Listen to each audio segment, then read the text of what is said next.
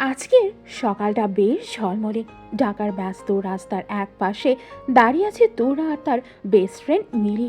তূর্ণার পরনে সাদা রঙের সালোয়ার কামিজ, ওড়নাটা গলায় পেঁচানো আর পিঠে একটা ছোট্ট ব্যাকপ্যাক। সদ্য এসএসসি পরীক্ষা শেষ হয়েছে, তাই এখন অফুরন্ত অবসর। কিন্তু তূর্ণার কপালে আজ চিন্তার ভাঁজ। মিলির সাথে একটা বাজি ধরেছে সে। রাস্তার মোড়ে ডিউটিতে থাকা পুলিশের জিপ গাড়িটার সামনে দাঁড়িয়ে ভিক্টোরি সাইন দেখিয়ে সেলফি তুলতে হবে। আর সেটা করতে পারলেই মিরি তাকে আইসক্রিম খাওয়াবে। কী রে, ভয় পেলি নাকি? বলেছিলাম না তোর দ্বারা হবে না। তোদের মতো পিচ্ছিদের দিয়ে এসব ডেয়ারিং কাজ হয় না। চল বাসায় চল। মিরির কথায় তরুণার ফর্সা গালটা রাগে লাল হয়ে উঠল। সে নিজের উচ্চতা নিয়ে এমনিতেই খুব সেন্সিটিভ। 5 ফুট 1 ইঞ্চির এই মেয়েটাকে সবাই বয়সের চেয়ে ছোট মনে করে, আর এটাই তার জীবনের সবচেয়ে বড় দুঃখ। সে কোমরে হাত দিয়ে মিরির দিকে তাকালো। ওই তুই কাকে পিচ্ছি বললি? আমি এখন কলেজে উঠবো, ওয়েট দেখাচ্ছি তোকে। তরুণা হনহন করে এগিয়ে গেল রাস্তার পাশে পার্ক করা পুলিশ ভ্যানটার দিকে। আশেপাশে কোনো পুলিশ নেই দেখে সাহসটা বেড়ে গেল তার। সে ভ্যানটার বনেটের ওপর আলতো করে এক হাত রেখে অন্য হাতে মোবাইলটা বের করল। ঠোঁট গোল করে পাউট করে একটা সেলফি তুলল। তারপর 2 আঙুল তুলে ভিক্টরি সাইন দেখালো। কিন্তু ঠিক সেই মুহূর্তে গাড়ির পেছনের দরজাটা খুলে গেল। এই মেয়ে, কি হচ্ছে এখানে? বাজখাই গলার আওয়াজে তরুণার হাত থেকে মোবাইলটা প্রায় পড়ে যাচ্ছিল। সে চমকে পেছনে তাকালো। গাড়ি থেকে যিনি নামলেন তাকে দেখে তরুণার বুকের ভেতরটা থক করে উঠল। লম্বায় প্রায় 6 ফুট, সুঠাম দেহ, গায়ে পুলিশের ইউনিফর্ম, চোখে কালো রোদ চশমা। রোদ চশমাটা খুলে পকেটে রাখতে রাখতে লোকটা ভ্রু কুচকে তরুণার দিকে এগিয়ে এলো। ইনি আবির আহমেদ, এই এলাকার নতুন এএসপি। তার রাগী চেহারার দিকে তাকিয়ে তরুণা শুকনো ঢোকিল। আমি আসলে তরুণা তোতলানো শুরু করলো। আবির কড়া চোখে মেয়েটার দিকে তাকালো। তার কাছে মনে হলো কোনো স্কুল পালানো ছাত্রী দুষ্টুমি করছে। আবির সরকারি সম্পত্তির ওপর এমন ছেলে মানুষ একদম সহ্য করতে পারে না। এটা কি কোনো পার্ক নাকি সেলফি জোন? পুলিশের গাড়িতে হাত দিয়ে দাঁড়িয়ে আছো কেন? কোথায় পড়ো? স্কুল পালিয়েছো নাকি? স্কুল পালানো শব্দটা শুনে তরুণার মেজাজ খারাপ হয়ে গেল। ভয়ে বুক কাঁপলেও সে নিজের ইগো বাঁচাতে সোজা হয়ে দাঁড়ালো। হ্যালো মিস্টার পুলিশ, আমি স্কুল পালানো পার্টি না। আমি এবার এসএসসি দিয়েছি, আর আমি জাস্ট একটা ছবি তুলছিলাম। গাড়ি তো আর ক্ষয় হয়ে যায়নি। আবির কিছুটা অবাক হলো। এতটুকু একটা মেয়ের মুখে এত বড় বড় কথা। সে ধমক দিয়ে উঠল। মুখে মুখে তর্ক? রফিক! আবিরের ডাকে পাশ থেকে কনস্টেবল রফিক দৌড়ে এলো। রফিকের হাতে একটা লাঠি, চেহারাটা ভীতু ভীতু। জি স্যার। এই মেয়ে আর তার বান্ধবীকে থানায় নিয়ে চলো। পাবলিক নুইসেন্স ক্রিয়েট করার জন্য এদের প্যারেন্টসকে ডাকতে হবে। বাচ্চা কাচ্চা রাস্তায় ছেড়ে দেয় আর কোনো খবর রাখে না। থানা আর প্যারেন্টস শব্দ দুটো শুনে তরুণার সব জুড়ি জারি জুড়ি শেষ। সে ভাবাচাকা খেয়ে গেল। মিরি দূর থেকে সব দেখছিল। সে ভয়ে ওখানেই জমে গেছে। তরুণা বুঝতে পারল পরিস্থিতি খারাপ। সে চট করে তার বড় বড় চোখ দুটোতে অসহায় ভাব ফুটিয়ে তুলল। সরি আঙ্কেল, প্লিজ এবারের মতো মাফ করে দেন। আর কখনো হবে না। আম্মু জানলে আমাকে আস্ত রাখবে না, প্লিজ। আঙ্কেল ডাক্তার শুনে আবিরের কান গরম হয়ে গেল। তার বয়স মাত্র 30, অথচ এই পিচ্ছি মেয়ে তাকে আঙ্কেল ডাকছে। আবির দাঁতে দাঁত চাপল। আঙ্কেল? আমাকে দেখে কি তোমার আঙ্কেল মনে হয়? রফিক, এদের গাড়িতে তোলো। না না ভাইয়া, সরি ভাইয়া।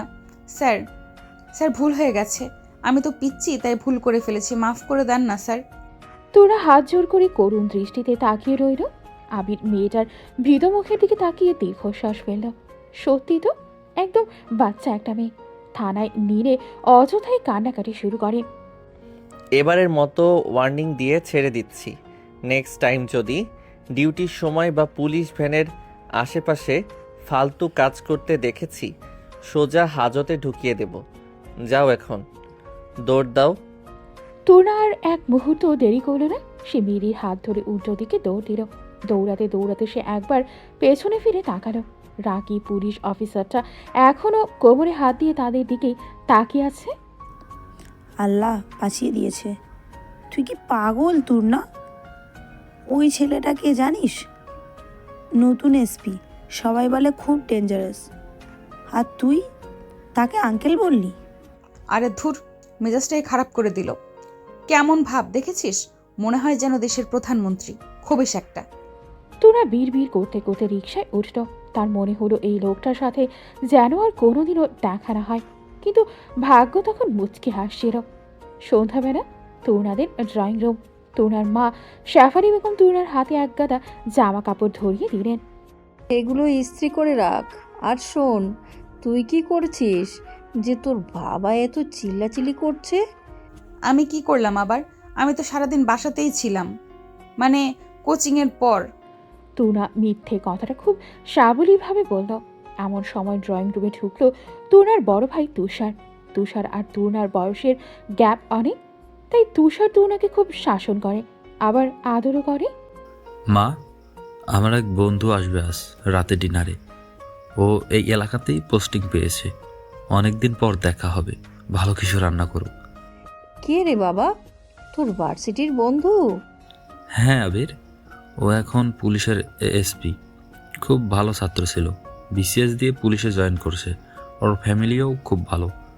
পাশের ঘরে জামা গোছাতে গোছাতে পুলিশ আর এএসপি শব্দটা শুনে তুনার হাত থেকে হ্যাঙ্গারটা পড়ে গেল। সে মনে মনে ভাবল, সকালে যার সাথে দেখা হলো সেও তো এএসপি ছিল।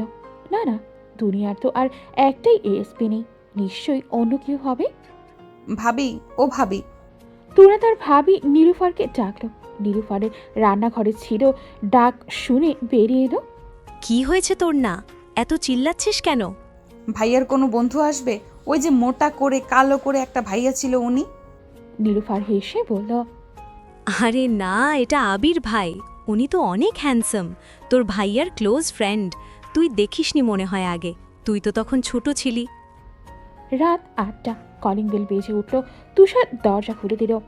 তুনা নিজের ঘর থেকে উকি দিল মেহমান দেখার জন্য। দরজায় যাকে দাঁড়িয়ে থাকতে দেখো তাকে দেখে তুনার আত্মা খাঁচা ছাড়া হওয়ার জোগাড়।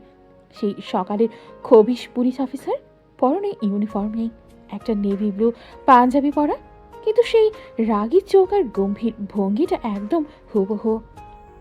ইয়া আল্লাহ, এটা তো সেই হিটলার। ও আমার ভাইয়ার বন্ধু। এখন আমি কি করব? ও যদি ভাইয়াকে সকালের কথা বলে দেয়, আমার তো এসএসসি পাশের আগেই জানাজা হয়ে যাবে। তুনা দ্রুত দরজা বন্ধ করে খাটে নিচে লুকানোর প্ল্যান করো, কিন্তু পরক্ষণেই মনে পড়ো তাকে তো নাস্তা দিতে যেতে হবে। মা আগেই বলে রেখেছে। আয় আবির, ভেতরে আয়। মা, আবির এসেছে। আবির ড্রয়িং রুমে বসলো। শেফালি বেগম এসে আবিরের খোঁজ খবর নিতে লাগলেন। কতদিন পর দেখলাম তোমাকে বাবা। শরীর স্বাস্থ্য ভালো তো? তোমার আব্বা আমা কেমন আছে? জি আন্টি, আলহামদুলিল্লাহ সবাই ভালো আছে। আসলে জয়েন করার পর কাজের চাপে একদম সময় পাচ্ছিলাম না। তুষার কাল ফোন করে ধমক দিল, তাই আজ চলে আসলাম। ধমক না দিলে তো তোর দেখাই পাওয়া যায় না। এখন তো বড় অফিসার হয়ে গেছিস। দুই বন্ধু মিলে গল্পে মেতে উঠল। আবির মাঝে মাঝে হাসছে, তবে খুব মেপে। এই লোকটা হাসলেও যে তাকে সুন্দর লাগে সেটা স্বীকার করতে চাইল না তোরা। সে ট্রেতে করে নাস্তা সাজিয়ে ভয়ে ভয়ে ড্রয়িং রুমের দিকে এগোলো। ওড়নাটা দিয়ে মাথাটা একটু ঢেকে নিল যাতে আবির তাকে চিনতে না পারে। আসসালামু আলাইকুম। তুনা ধীর পায়ে টেবিলের উপর নাস্তার ট্রেটা রাখলো। তার হাত কাঁপছে। আবির কথার মাঝখানে থামলো। সে তুনার দিকে তাকালো। তুনা মাথা নিচু করে আছে। আবির, এটা আমার ছোট বোন তৃণা। তুই যখন আমাদের বাসায় আসতি তখনও তো মামার বাড়িতে ছিল। এবার এসএসসি দিল। ও আচ্ছা, বাহ, বড় হয়ে গেছে তো। আবিরের কণ্ঠস্বর শুনে তুর্নার কলিজা শুকিয়ে গেল। সে চট করে একবার চোখ তুলে আবিরের দিকে তাকালো। আবিরের চোখ আটকে গেল তুর্নার মুখের দিকে। মুহূর্তের মধ্যে আবিরের ভ্রু কুঁচকে গেল। সে চিনতে পেরেছে সকালের সেই সেলফি কুইন। আবিরের ঠোঁটের কোণে একটা বাঁকা হাসি ফুটে উঠল। আচ্ছা তুষার, তোর বোন কি খুব ছবি তুলতে পছন্দ করে? মানে সেলফি টেলফি? তুর্নার হাত থেকে চায়ের কাপটা শাসারের ওপর একটু জোরেই পড়ল। ঝনঝন শব্দ হলো। সে আবিরের দিকে এমনভাবে তাকালো যেন চোখ দিয়েই ভস্ম করে দেবে। হ্যাঁ, ও তো সারাদিন মোবাইল নিয়েই থাকে। কেন বলতো? না, এমনি। আজ সকালে রাস্তায় একটা পিচ্চি মেয়েকে দেখলাম পুলিশের গাড়ির সাথে সেলফি তুলছে। ঠিক ওর মতোই দেখতে। অবশ্য ও তো আর অমন করবে না, তাই না তোর না? আবির সরাসরি তুনার চোখের দিকে তাকিয়ে কথাটা বলল। তুনা বুঝলো আবির তাকে ব্ল্যাকমেল করছে। তুষার বা মা জানলে আজ তার খবর আছে। জি মানে আমি তো আজ বের হইনি ভাইয়া। ও আচ্ছা, ভালো। মেয়েদের বাসায় থাকাই ভালো। রাস্তায় বের হয়ে অযথা ঝামেলা করা উচিত না, তাই না? তুনার রাগে গজগজ করতে করতে মাথা নাড়ল। তার মনে হলো এই লোকটা ইচ্ছে করে তাকে খোঁচা দিচ্ছে। সে কোনো মতে সেখান থেকে পালিয়ে বাঁচল। রান্নাঘরে এসে সে রাগে ফুঁসতে লাগলো। শয়তান লোক, ইচ্ছে করে আমাকে ভয় দেখাচ্ছে। দাঁড়া, তোর পুলিশগিরি আজ আমি বের করছি। আমার নামও তুর্না শিকদার। তুনার মাথায় দুষ্ট বুদ্ধি চাপল। সে কফির মগ দুটো তৈরি করছিল। এক মগে চিনি বেশি দিল ভাইয়ার জন্য, আর আবিরের মগে চিনির বদলে 1 চামচ লবণ আর একটু শুকনো মরিচের গুঁড়ো মিশিয়ে দিল। উপরে কফি ফেনা দিয়ে সুন্দর করে ঢেকে দিল যাতে বোঝা না যায়। কিরে তোর না কফি হয়েছে? দে আমি দিয়ে আসি। না ভাবি, তুমি বসো, আমি দিয়ে আসছি। মেহমান বলে কথা। তুনা শয়তানি হাসি দিয়ে ট্রে হাতে আবার ড্রয়িং রুমে গেল। আবির তখনও তুষারের সাথে গভীর আলোচনায় মগ্ন। তুনা খুব ভদ্রভাবে আবিরের সামনে কফির মগটা এগিয়ে দিল। ভাইয়া কফি নিন, আমি স্পেশাল করে বানিয়েছি আপনার জন্য। স্পেশাল শব্দটাকে একটু বেশি জোর দিল তোরা। আবির তোনার দিকে তাকালো। মেয়েটার চোখে মুখে একটা চটপটে ভাব। আবির সন্দেহ করো না, কারণ বন্ধুর বোন এমন কিছু করতে পারে তা তার ভাবনাতেও ছিল না। Thank you. আবির মগটা হাতে নিল। গরম কফিতে একটা বড় চুমুক দিল সে। তুনা আর চোখে তাকিয়ে আছে। উত্তেজনায় তার শ্বাস আটকে আসছে। চুমুক দেওয়ার ঠিক 2 সেকেন্ডের মধ্যে আবিরের ফর্সা মুখটা লাল হয়ে গেল। ঝাল আর লবণের কড়া স্বাদ তার গলার ভেতরটা পুড়ে দিচ্ছে। সে কাশতে শুরু করল। কিরে আবের, কি হলো? গরম লেগেছে? পানি খা। তুষার তাড়াতাড়ি পানির গ্লাস এগিয়ে দিল। আবির এক ঢোক পানি খেয়ে কফির মগটার দিকে তাকালো। তারপর তাকালো তুর্নার দিকে। তুর্না তখন ওড়না দিয়ে মুখ ঢেকে হাসছে। তার চোখ দুটো খুশিতে নাচছে। আবির বুঝতো এটা অ্যাক্সিডেন্ট না, এটা পিওর রিভেঞ্জ। কি হলো বাবা? কফি কি খারাপ হয়েছে? তোর না, তুই কি চিনি দিসনি? দিয়েছি তো মা, অনেক চিনি দিয়েছি, তাই না আবির ভাইয়া? তুর্না খুব ইনোসেন্ট গলায় প্রশ্নটা করল। আবির রাগে চলছে, কিন্তু বন্ধুর মা আর বন্ধুর সামনে সে সিন ক্রিয়েট করতে চাইল না। সে পুলিশের ট্রেনিং পাওয়া মানুষ, সহ্য শক্তি অসীম। সে জোর করে একটা হাসি দিল, যদিও সেটা দেখতে কান্নার মতো লাগলো। না আন্টি, কফিটা খুব ইউনিক হয়েছে। আসলে এত মিষ্টি আমি খাই না তো, তাই গলায় লেগেছে। ও আচ্ছা, দে আমাকে দে, আমি চেঞ্জ করে দিচ্ছি। না না থাক, নষ্ট করার দরকার নেই, আমি এটাই খাবো। আবির জেদ করে সেই জঘন্য কফিটাই পুরোটা খেল, শুধু তুরাকে এটা বোঝাতে যে সে আর হার মানার পাত্র নয়। তুরা হা হয়ে গেল। এই লোকটা মানুষ না রোবট? সে ভাবল। ডিনার শেষে আবির চলে যাওয়ার সময় দরজায় তুনাকে একা পেল। তুষার একটু ভেতরে গিয়েছিল চাবি আনতে। আবির নিচু হয়ে তুনার কানের কাছে ফিস ফিস করে বলল, কফির শোধটা কিন্তু আমি তুলব পিচ্ছি। মনে রেখো, পুলিশ কখনো কেস পেন্ডিং রাখে না। দেখা যাবে, আপনিও মনে রাখবেন, এটা আমার এলাকা মিস্টার পুলিশ অফিসার, এখানে আপনার লাঠি চলবে না। আবির সোজা হয়ে দাঁড়ালো। তারপর ঠোঁট কামড়ে হাসল। মেয়েটার সাহস আছে। সচরাচর তার চোখের দিকে তাকিয়ে কথা বলার সাহস কেউ পায় না, আর এইটুকু একটা মেয়ে তাকে চ্যালেঞ্জ করছে। গুড নাইট তুর্না, সাবধানে থেকো, ঝড় আসছে। আবির চলে গেল। তুনা দরজায় দাঁড়িয়ে রইল। তার বুকটা ধপধপ করছে। ভয় আর উত্তেজনা মিলেমিশে এক অদ্ভুত অনুভূতি হচ্ছে। সে বুঝতে পারছে না এই ঝড় বলতে আবির কি বোঝালো। আবির চলে যাওয়ার পর তুনা নিজের ঘরে এসে আয়নার সামনে দাঁড়ালো। নিজেকে কি ভাবে শাহরুখ খান? এএসপি হয়েছে তো আমার কি? আমি তুর্না, আমাকে জব্দ করা এত সহজ নয়। কিন্তু তুর্না জানে না আবির আহমেদ যা বলে তা করে, আর আবিরের জীবনে ফেল শব্দটা নেই। পরদিন সকালে তুর্না কলেজে ভর্তির ফর্ম নিতে বের হলো, সাথে মিরি। রিকশায় যেতে যেতে যে সে কাল রাতের ঘটনাটা মিরিকে রসিয়ে রসিয়ে বলল, বলিস কি, তুই এসপিকে ঝাল কফি খাইয়েছিস? সো তোর সাহস তো কম না।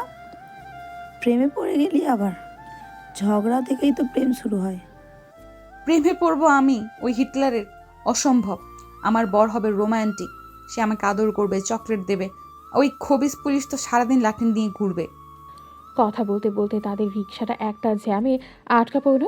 হঠাৎ সামনে শোরগোল। তরুণা উকি দিয়ে দেখলো পুলিশ কিছু বাইক চেক করছে, আর সেখানে দাঁড়িয়ে আছে আবির, কালো সানগ্লাস হাতে, ওয়াকি টকি গম্ভীর ভঙ্গিতে নির্দেশ দিচ্ছে। তরুণা চট করে ওড়না দিয়ে মুখ ঢাকল। মিলি, মুখ লুকা, ওই খবিসটা এখানেও ডিউটি দিচ্ছে। কিন্তু দেরি হয়ে গেছে। আবিরের বাজ পাখির মতো চোখ ভিড়ের মধ্যেও তরুণাকে খুঁজে পেল। আবির এগিয়ে আসছে রিক্সার দিকে। তরুণার মনে হলো আজ আর রক্ষা নেই। এই রিক্সা সাইডে নাও। রিক্সাওয়ালা ভয়ে ভয়ে রিক্সা সাইড করলো। আবির রিক্সার হুডটা ধরে তরুণার দিকে তাকালো। তরুণা ওনার ফাঁক দিয়ে পিট পিট করে তাকাচ্ছে। হেলমেট ছাড়া বাইকে ঘোরা যেমন অপরাধ, সন্দেহভাজনভাবে মুখ ঢেকে রিক্সায় ঘোরাও কিন্তু সন্দেহের সৃষ্টি করে। মুখ খোলো। আমি সন্দেহভাজন না, রোদ লাগছে তাই ঢেকেছি। রোদ? আকাশ তো মেঘলা। নামো রিক্সা থেকে, ব্যাগ চেক করব। মানে কি? আপনি আমাকে চেনেন না? আমি তুষার ভাইয়ের বোন। ডিউটির সময় আমি কারো ভাই বা বন্ধু না, আমি পুলিশ। নামো। তরুণার রাগে গজগজ করতে করতে নামলো। আশেপাশের মানুষ তাকিয়ে আছে। এটা তরুণার জন্য চরম লজ্জার। আবির ইশারায় তরুণাকে একটু আড়ালে ডাকলো। কাল রাতে খুব মজা পেয়েছিলে, তাই না? তো কি করব? আপনি আমাকে ভয় দেখিয়েছেন কেন? আমি ভয় দেখাইনি, নিয়ম শিখিয়েছি। আর তুমি আমাকে চ্যালেঞ্জ করেছিলে। এখন বলো, তোমার এই বেআইনি কাজের জন্য তোমাকে অ্যারেস্ট করব নাকি? নাকি কি? আবির একটু ঝুঁকলো তরুণার দিকে। তার চোখের কালো চশমায় তরুণার প্রতিবিম্ব ভাসছে। নাকি আমার সাথে এক কাপ কফি খাবে? এবার কিন্তু চিনি ছাড়া ব্ল্যাক কফি না, উইথ সুগার। পানিশমেন্ট হিসেবে তোমাকে আমাকে কফি খাওয়াতে হবে এখনই। আমি আপনার সাথে কফি খাবো? ইম্পসিবল। ওকে, তাহলে রফিককে ডাকি, থানায় নিয়ে গিয়ে প্যারেন্টস কল করি। তরুণা দেখলো সে ফাঁদে পড়েছে। এই লোকটা তাকে ব্ল্যাকমেল করেই যাবে। সে দীর্ঘশ্বাস ফেলল। ঠিক আছে চলুন, কিন্তু আমি বিল দেব না, আমার কাছে টাকা নেই। আবির শব্দ করে হেসে ফেলল। এই প্রথম তরুণা তাকে মন খুলে হাসতে দেখলো। হাসিটা সুন্দর, খুব সুন্দর। তরুণা কয়েক সেকেন্ডের জন্য থমকে গেল। বিল আমি দেব। চলো পিচ্ছি, আমার ডিউটি শেষ। আবির হাঁটা শুরু করো। তরুণা মিলির দিকে তাকিয়ে ইশারা করো, তুই যা। মিলি তো অবাক হয়ে তাকিয়ে আছে। তরুণা আবিরের পিছু পিছু হাঁটছে। সে বুঝতে পারছে না এই রাগ আর জেদের সম্পর্কটা তাকে কোথায় নিয়ে যাচ্ছে। তবে গল্পের শুরুটা যে এখান থেকে হলো তা বলাই বাহুল্য। শহরের নামকরা এক ক্যাফের কোনায় বসে আছে দুজন। একজন গম্ভীর মুখে মেনু কার্ড দেখছে, আর অন্যজন জানালার বাইরে তাকিয়ে গাল ফুলিয়ে বসে আছে। আবির তরুণাকে নিয়ে কফি শপে এসেছে ঠিকই, কিন্তু তরুণার রাগ কমছে না। তার মনে হচ্ছে সে কোনো আসামির মতো পুলিশ কাস্টাডিতে আছে। আবির মেনু কার্ডটা নামিয়ে ওয়েটারকে ডাকলো। শুনুন, একটা কোল্ড কফি আর একটা vanilla ice cream with extra chocolate chips. Taruna চট করে আবিরের দিকে তাকালো। তার চোখে বিস্ময় আর অপমান। সে কলেজ স্টুডেন্ট, আর তাকে কিনা বাচ্চার মতো আইসক্রিম অফার করা হচ্ছে। আমি আইসক্রিম খাবো না, আমি কফি খাবো। আবির ওয়েটারকে ইশারায় চলে যেতে বলল। তারপর দুই হাত ভাঁজ করে টেবিলের ওপর রাখলো। ঠোঁটের কোণে সেই বাঁকা হাসিটা ঝুলিয়ে তরুণার দিকে তাকালো। বাচ্চাদের কফি খাওয়া ঠিক না, দাঁত নষ্ট হয়ে যাবে। তাছাড়া রাতে ঘুম হবে না। কাল তো আবার স্কুল, সরি কলেজ আছে, তাই আইসক্রিমই ভালো। চুপচাপ খাও। তরুণার রাগে ফুঁসতে লাগলো। এই লোকটা প্রতি পদে পদে তাকে মনে করিয়ে দিচ্ছে যে সে ছোট। তরুণা ঠিক করো সে কথা বাড়াবে না। কথা বাড়ালে এই লোকটা তাকে আরও অপমান করবে। আইসক্রিম যখন এলো, তরুণা চামচ দিয়ে আইসক্রিমটাকে এমনভাবে খোঁচাতে লাগলো যেন ওটা আবিরেরই প্রতিমূর্তি। আবির কফিতে চুমুক দিতে দিতে আর চোখে মেয়েটাকে দেখছে। রোদের আলোয় তরুণার ফর্সা মুখটা আরও উজ্জ্বল লাগছে। রাগি রাগি ভাবটা তার বাচ্চা চেহারাটাকে আরও মায়াবী করে তুলেছে। আবির নিজের অজান্তেই ভাবল মেয়েটা বড্ড চঞ্চল, কিন্তু মায়াবী। আমার খাওয়া শেষ, আমি এখন বাসায় যাব। চলো, নামিয়ে দিচ্ছি। লাগবে না, আমি একাই যেতে পারবো। পুলিশের গাড়িতে চড়ার শখ তো তোমারই ছিল, এখন সাচ্ছি, তাও না করছো। অদ্ভুত। চলো, কথা বাড়িও না। তুনা বাধ্য হয়ে আবিরের বাইকের পেছনে বসল। জিপ গাড়িটা থানায় পাঠিয়ে দিয়ে আবির বাইক নিয়ে এসেছিল। আবির বাইকে স্টার্ট দিতেই তুনা সাবধানে বসল। মাঝখানে অনেকটা দূরত্ব রেখে আবির গ্লাসে চোখ রেখে একটু হাসল। তারপর ইচ্ছে করেই বাইকের গতি বাড়িয়ে দিল। বাতাসের ঝাপটায় তুনা ভয় পেয়ে অবচেতনভাবে আবিরের শার্ট খামছে ধরল। পড়ে যেও না পিচ্ছি। তুনা মনে মনে আবিরকে গালি দিল, কিন্তু ভয়ে সে শার্টটা ছাড়ল না। আবিরের পিঠের উষ্ণতা তার হাতের তালুতে লাগছে। এক অদ্ভুত অনুভূতি হলো তুনা। সে বুঝতে পারল না এটা ভয় নাকি অন্য কিছু। 2 দিন পরের ঘটনা। তুনাদের বাসায় আজ এলাহি কাণ্ড। আবিরের বাবা মা মানে আফতাব চৌধুরী আর রেহানা বেগম এসেছেন। 2 পরিবারের সম্পর্কটা অনেক পুরনো। তুষার আর আবিরের বন্ধুত্বের সুবাদে 2 পরিবারের যাতায়াত নিয়মিত। ড্রয়িং রুমে সবাই গল্পে মশগুল। তুনা রান্নাঘর থেকে নাস্তা সাজিয়ে দিচ্ছে, আর তার মা সেগুলো মেহমানদের সামনে নিয়ে যাচ্ছেন। শেফালি, তোমার মেয়েটা তো মাশাআল্লাহ অনেক বড় হয়ে গেল, আর কি সুন্দর হয়েছে দেখতে, একদম পুতুলের মতো। তুনা পর্দার আড়াল থেকে নিজের প্রশংসা শুনে একটু লজ্জা পেল। সে উকি দিয়ে দেখল আবির একপাশে সোফায় বসে ফোন টিপছে। তার ভাবলেশীন মুখ, যেন এসব আলোচনায় তার কোনো আগ্রহই নেই। আর বলো না ভাবি, দেখতেই তো বড় হয়েছে, আর স্বভাবে এখনও সেই বাচ্চাই রয়ে গেছে। সারা দিন লাফালাফি আর দুষ্টুমি। আরে বাচ্চা মানুষ দুষ্টুমি করবে না তো কি আমরা বুড়োরা করব? আমার তো তুর্নামাকে খুব পছন্দ। আচ্ছা শেফালি, তোমরা তুর্নার বিয়ের ব্যাপারে কিছু ভেবেছো? এই প্রশ্নে তুর্নার বুকের ভেতরটা কেঁপে উঠল। সে শ্বাস বন্ধ করে উত্তরের অপেক্ষা করতে লাগলো। আবিরও ফোন থেকে চোখ সরিয়ে বাবার দিকে তাকালো। তার কপালে হালকা ভাঁজ। হ্যাঁ, এখনও তো ছোট ভাই, কেবল কলেজে উঠল। তবে ভালো ছেলে পেলে দিয়ে দেব, আজকালকার যা যুগ। আমি তো বলি কি, আমাদের আবিরের সাথে তুর্নার বিয়েটা দিলে কেমন হয়? ঘরের মেয়ে ঘরেই থাকলো, আবিরও এখন সেটেলড, সরকারি বড় চাকরি করে, তুর্নাকেও আমরা খুব স্নেহ করি। রিহানা বেগমের এই প্রস্তাবে ড্রয়িং রুমে পিন পতন, নীরবতা নেমে এলো। তুর্না পর্দার আড়ালে নিজের কানকে বিশ্বাস করতে পারছে না। তার গাল গরম হয়ে উঠছে। সে আবিরের বউ হবে, ওই রাগী হিটলারের বউ। কল্পনায় দৃশ্যটা আসতেই তার শরীরে কাঁটা দিয়ে উঠল, কিন্তু একই সাথে এক অজানা ভালো লাগাও কাজ করতে শুরু করলো। সে চুপি চুপি আবিরের প্রতিক্রিয়া দেখার চেষ্টা করলো। আবির সোজা হয়ে বসল। তার মুখটা শক্ত হয়ে গেছে। সে চায়ের কাপটা টেবিলে রাখলো। তোমরা কি পাগল হলে? আবিরের গলায় বিরক্তি স্পষ্ট। সবাই আবিরের দিকে তাকালো। রেহানা বেগম একটু অবাক হলেন। কেন বাবা, সমস্যা কি? তুর্না তো দেখতে শুনতে ভালো, ফ্যামিলিও জানাশোনা। মা প্লিজ, তুর্না একটা বাচ্চা মেয়ে। ও আমার থেকে 13 বছরের ছোট। ওর এখন পুতুল খেলার বয়স, সংসার করার না। আর আমার এমন কাউকে দরকার যে আমার লাইফস্টাইল বুঝবে, আমার সাথে মেন্টালি ম্যাচ করবে।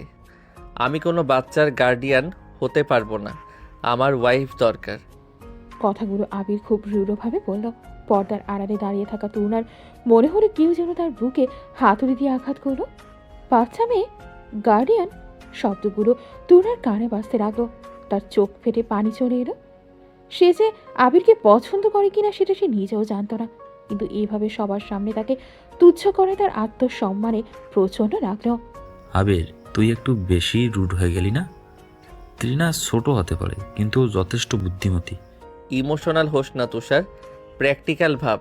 আমার জগৎটা ক্রিমিনাল, মার্ডার আর ইনভেস্টিগেশন নিয়ে। বাসায় ফিরে আমি এমন কাউকে চাই যে আমার স্ট্রেস বুঝবে। তুর্না কি বুঝবে? ও হয়তো কার্টুন নিয়ে ঝগড়া করবে আমার সাথে। It's impossible. এই টপিক এখানেই ক্লোজ করো। আবির উঠে দাঁড়িয়ে বারান্দার দিকে চলে গেল। তুনার দাঁড়িয়ে থাকতে পারল না। সে দৌড়ে নিজের ঘরে চলে গেল। বালিশে বুক গুজে সে নিঃশব্দে কাঁদল কিছুক্ষণ।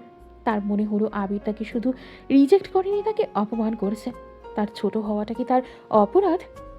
আমাকে বাচ্চা মনে হয় তোমার? কার্টুন দেখি আমি? ঠিক আছে মিস্টার আবির আহমেদ, এই বাচ্চা মেয়ে তোমাকে দেখাবে সে কতটা বড় হয়েছে। আজ থেকে তোমার ছায়া আমি মারাবো না। তুনা চোখ মুছে আয়নার সামনে দাঁড়ালো। তার ভেতরে চঞ্চল মেয়েটা যেন মরে গেল মুহূর্তের মধ্যে। তার জায়গায় জন্ম নিল এক জেদি অভিমানী তরুণা। 1 সপ্তাহ কেটে গেছে। এই 7 দিনই তরুণার আমূল পরিবর্তন হয়েছে। সে আর আগের মতো হইচই করে না, উচ্চস্বরে হাসে না, এমনকি মিরির সাথেও বেশি কথা বলে না। সে নিজের চুলগুলো যেটা সবসময় পনিটেল করা থাকতো সেটা এখন বেনি করে রাখে। পোশাক আশাকেও এসেছে পরিবর্তন। টি শার্ট আর জিন্স ছেড়ে সে এখন সালোয়ার কামিজের ওনা ঠিকঠাক মতো পরে থাকে। শুক্রবার বিকেল আবির এসেছে তুষারের সাথে দেখা করতে। ড্রয়িং রুমে বসে আছে সে। অন্য সময় হলে এতক্ষণে তুনা কোনো না কোনো বাহানায় 3 বার এই ঘরে আসতো, হয়তো পানি দিতে, নয়তো টিভি রিমোট নিতে, অথবা আবিরকে কোনো বোকা বোকা প্রশ্ন করতে। কিন্তু আজ 1 ঘন্টা হয়ে গেল তুনার কোনো সারা শব্দ নেই। আবির বারবার আর চোখে দরজার দিকে তাকাচ্ছে, তার অস্বস্তি হচ্ছে। কিরে, কি করছিস? কিছু না, তোর বোনকে দেখছি না যে। কলেজে গেছে নাকি? আজ তো শুক্রবার। না, ও বাসাতেই আছে। আসলে কয়েকদিন ধরে ও একটু চুপচাপ, পড়াশোনা নিয়ে সিরিয়াস হয়েছে মনে হয়। ঠিক তখনই তুনা ঘরে ঢুকলো। হাতে নাস্তার ট্রে, পরনে একটা হালকা নীল রঙের জামা, ওনাটা খুব সুন্দর করে গাড়ি চড়ানো। চোখে মুখে সেই চঞ্চলতা নেই, আছে এক অদ্ভুত শান্ত ভাব। আবির অবাক হয়ে তাকিয়ে রইল। এই মেয়েটাকে তার খুব অচেনা লাগছে। আসসালামু আলাইকুম। তুনা খুব ধীর স্থির গলায় সালাম দিল। আবিরের দিকে না তাকিয়ে সে টেবিলের ওপর চায়ের কাপ রাখলো। ওয়ালাইকুম আসসালাম। কি ব্যাপার তোর না? আজ কফিতে কি মিশিয়েছ? মরিচ নাকি তেঁতুল? আবির চেষ্টা করে পরিবেশটা হালকা করতে। সে আশা করেছিল তুনা কোনো একটা ঝটপট উত্তর দেবে বা জিভ বের করে ভেঙচি কাটবে, কিন্তু তুনা সেটা করল না। সে খুব বিনীতভাবে হাসল, যে হাসিতে প্রাণ নেই। না ভাইয়া, ওই সব তো বাচ্চারা করে।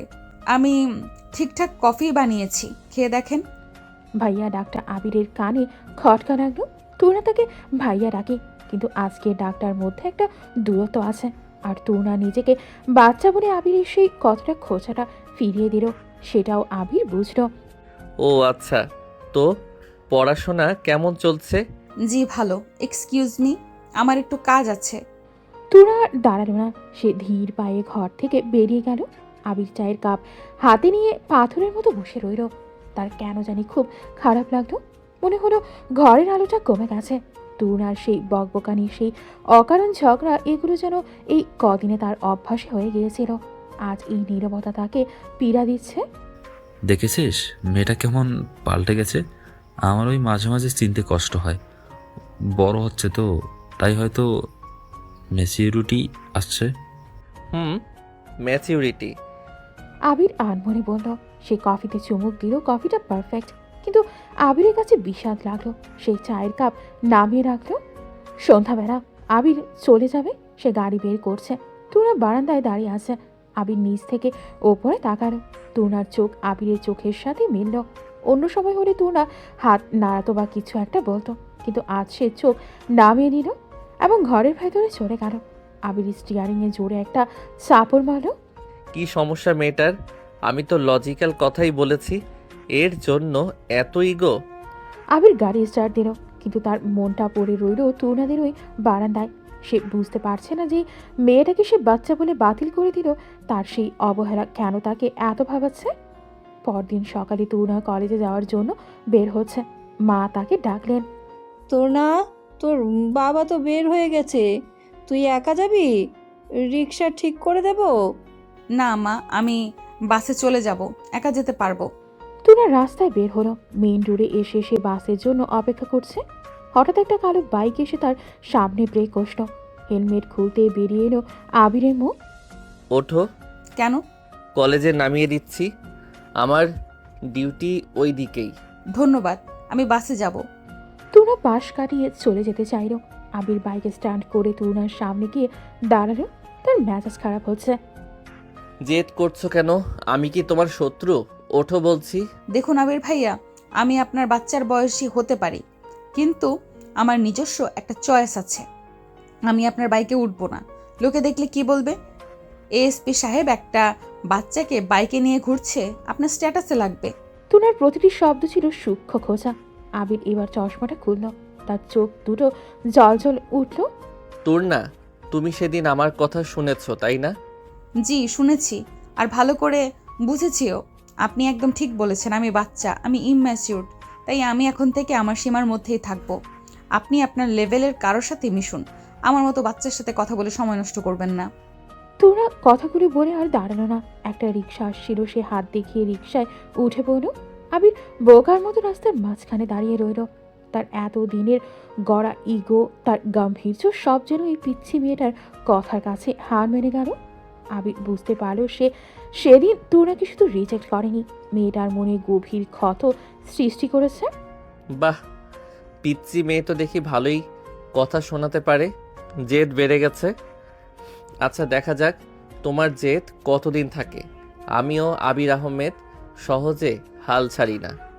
আবির বাইক স্টার্ট দিল, কিন্তু তার মাথার মধ্যে তরুণা সেই শান্ত অথচ তীক্ষ্ণ কথাগুলো ঘুরপাক খেতে লাগলো। আপনার স্টেটাস লাগবে? কথাটা আবিরের কানে তীরের মতো বিঁধল। আবির বুঝতে পারছে না সে কেন তরুণাকে মিস করছে, কেন তরুণার এই দূরত্ব তাকে অস্থির করে তুলেছে। ভার্সিটিতে পৌঁছে তরুণা সোজা ক্লাসে ঢুকলো না। সে ক্যাম্পাসের এক কোনায় গিয়ে বসলো। তার চোখ দিয়ে টপ টপ করে পানি পড়ছে। সে আবিরের সামনে শক্ত থাকার অভিনয় করছে ঠিকই, কিন্তু ভেতরে ভেতরে সে ভেঙে চুরমার।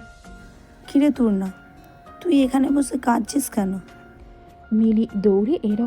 তরুণা মিলিকে জড়িয়ে ধরে ডুকরে কেঁদে উঠল। মিলি, আমি কি খুব খারাপ? আমি কি এতই ছোট যে আমাকে কেউ ভালোবাসতে পারবে না? কি হয়েছে বলবি তো? ওই পুলিশ ব্যাটা কিছু বলেছে? উনি বলেছেন আমি বাচ্চা, আমি ওনার যোগ্য না, উনি আমাকে বিয়ে করবেন না। আরে গাধা, বিয়ে করবে না তো কি হয়েছে? দুনিয়া ছেলে কি অভাব পড়েছে? তুই দেখিস, ওকেই একদিন তোর পিছনে ঘুরতে হবে। তুই শুধু নিজেকে শক্ত কর, দেখিয়ে দে তুই আর বাচ্চা নেই। মিলির কথায় তরুণার চোখ মুছল। তার কান্না থামলো, কিন্তু চোখের আগুনটা নিভল না। ঠিক বলেছিস, আমি আর কাঁদবো না। আমি ওনাকে বুঝিয়ে দেবো তূর্ণা শিকদার কারোর দয়ার পাত্রী না। উনি আমাকে ইগনোর করেছেন, এবার আমি ওনাকে ইগনোর করব। এমন ইগনোর করব যে উনি নিজের অস্তিত্ব নিয়ে কনফিউজড হয়ে যাবেন। তরুণা উঠে দাঁড়ালো। রোদের আলোয় তার ভেজা চোখ চিকচিক করছে। দূরে রাস্তার ওপাশে আবিরের জিপ গাড়িটা মাত্র ক্রস করল। তরুণা সেদিকে তাকালো না। সে উল্টো ঘুরে ক্লাসের দিকে হাঁটা দিল। আবির গাড়ির লুকিং গ্লাসে তরুণাকে এক নজর দেখলো। মেয়েটা হন হন করে চলে যাচ্ছে। আবির একটা দীর্ঘশ্বাস ফেলল। কনস্টেবল রফিক পাশ থেকে বলল, স্যার, শরীর খারাপ লাগছে? আপনাকে খুব চিন্তিত মনে হচ্ছে। না রফিক, শরীর ঠিক আছে, মনটা বোধহয় বিগড়ে যাচ্ছে। আচ্ছা রফিক, একটা বাচ্চা মেয়ে যদি হঠাৎ করে বড়দের মতো আচরণ শুরু করে তাহলে কি বোঝা যায়? স্যার, এর মানে মেয়েটা প্রেমে পড়েছে অথবা খুব বড় কোনো আঘাত পেয়েছে। মেয়েদের মন বোঝা বড় দায় স্যার। রফিকের কথায় আবির চমকে উঠল। আঘাত পেয়েছে, কথাটা বারবার তার কানে বাজতে লাগলো। সে কি তরুণাকে আঘাত দিল? কিন্তু সে তো সত্যি কথাই বলেছিল। তাহলে কেন তার নিজেকে অপরাধী মনে হচ্ছে? এই লুকোচুরি আর ভুল বোঝাবুঝির খেলায় কে জিতবে আর কে হারবে তার সময় বলে দেবে। তবে আবিরের মনে যে তরুণার জন্য একটা জায়গা তৈরি হচ্ছে সেটা আবির নিজেও এখনও মানতে নারাজ। কিন্তু ভালোবাসা কি মানা না মানার তোয়াক্কা করে? কলেজের গেটের সামনে একটা ফুচকার দোকান। সেখানে ভিড় করে দাঁড়িয়ে আছে একদল ছেলে মেয়ে। তাদের হাসির শব্দে জায়গাটা মুখরিত। এই দলের মধ্যমণি হয়ে আছে তরুণা। তবে আজকের তরুণা সেই আগের মতো অকারণে লাফালাফি করা মেয়েটি নয়। তার হাসিতে একটা মার্জিত ভাব আছে। তার পাশে দাঁড়িয়ে আছে রাহাত। ছেলেরা দেখতে বেশ সুশ্রী, চোখে চশমা, কাঁধে গিটার। সে তরুণার দিকে তাকিয়ে কিছু একটা বলছে আর তরুণা হেসে উত্তর দিচ্ছে। রাস্তার উল্টো পাশে একটা কালো রঙের জিপ দাঁড়িয়ে আছে গত 15 মিনিট ধরে। গাড়ির গ্লাসটা সামান্য নামানো।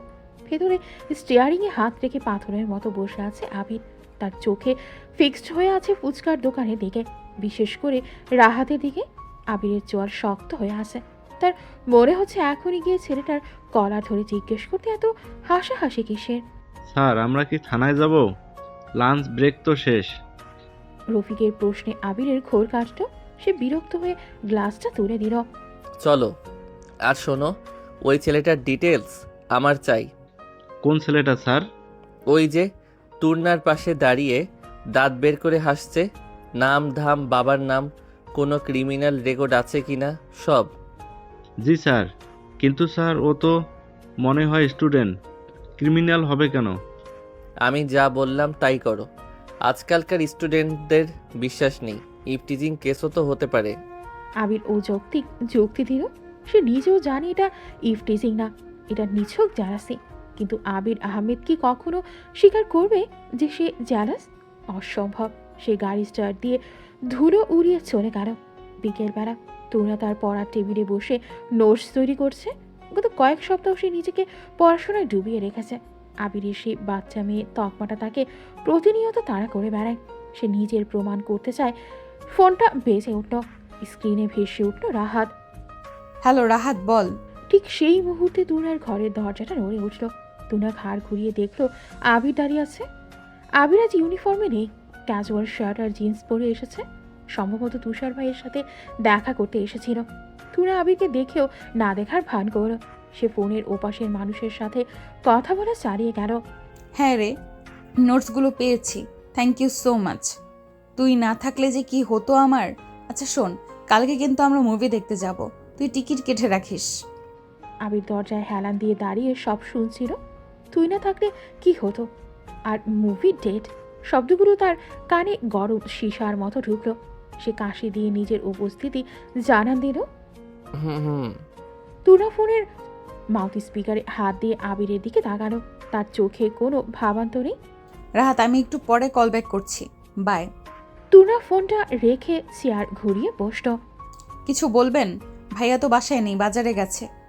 আমি তুষারের কাছে আসিনি, তোমার কাছে এসেছি। আমার কাছে কেন? আমি তো বাচ্চা মানুষ, আমার সাথে কথা বলে আপনার সময় নষ্ট হবে না। আবির তুনার ঘরে ঢুকলো। সে তুনার পড়ার টেবিলের সামনে গিয়ে দাঁড়ালো। তুর্না, তুমি কি ইচ্ছে করে এমন করছো? কি করছি? এই যে আমাকে ইগনোর করা, অন্য ছেলেদের সাথে ঢলাঢলি করা। কে এই ছেলে? রাহাত, ও কি তোমার বয়ফ্রেন্ড? আবিরের গলার স্বরে অধিকার বোধ আর খুব স্পষ্ট। তুনা উঠে দাঁড়ালো। তার উচ্চতা আবিরের বুক পর্যন্ত। সে মাথা উঁচু করে আবিরের চোখের দিকে তাকালো। মিস্টার এএসপি, এটা আপনার পার্সোনাল লাইফ, এখানে ইন্টারফেয়ার করার রাইট আপনাকে কে দিয়েছে? আপনি তো বলেছিলেন আপনার ম্যাচিউরড মেয়ে দরকার। আমি তো ইম্যাচিউরড, তাই আমি আমার বয়সের কারোর সাথেই মিশছি, এতে আপনার প্রবলেম কোথায়? আবির তুনার দিকে এক পা এগোলো। তুনা পেছালো না। দুজনের মাঝখানের দূরত্ব মাত্র কয়েক ইঞ্চি। আবিরের শ্বাস তুনার কপালে এসে লাগছে। প্রবলেম আছে, কারণ তুমি জানো না কোনটা ভালো আর কোনটা খারাপ। ওই ছেলে দেখতে কেমন বোকাশোকা, ও তোমাকে প্রোটেক্ট করতে পারবে? আমাকে প্রোটেক্ট করার জন্য আমি একাই যথেষ্ট। আর রাহাত খুব ভালো ছেলে, ও আমাকে রেসপেক্ট করে, আমাকে বাচ্চা বলে ছোট করে না। আবির কিছু একটা বলতে যাচ্ছিল, ঠিক তখনই নিচে থেকে শেফালি বেগমের ডাক শোনা গেল। তোর না নিচে আয় মা, শিলা এসেছে, তোর খালামণিরা সবাই এসেছে। আবির নিজের রাগ সংবরণ করে পিছিয়ে গেল। সে তুনার দিকে আঙুল তুলে শাসানোর ভঙ্গিতে বলল, এই টপিক এখনো শেষ হয়নি তুর্না। আমি ওই ছেলের বায়োডাটা চেক করেছি, সাবধানে থেকো।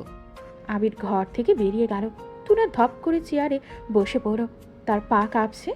আবিরের এত কাছে আসাটা তার হৃদস্পন্দন বাড়িয়ে দিয়েছে বহুগুণ। কিন্তু সে নিজেকে শক্ত রাখল। ড্রয়িং রুমে বেশ জমজমাট আসর। আবিরের মা রেহেনা বেগম, খালাতো বোন শিলা আর শিলার মা এসেছেন। শিলা মেয়েটা বেশ সুন্দরী, লম্বা এবং খুব ফ্যাশনেবল। তার বয়স 24 কি 25 হবে। সে আবিরের পাশের সোফায় গা ঘেঁষে বসেছে।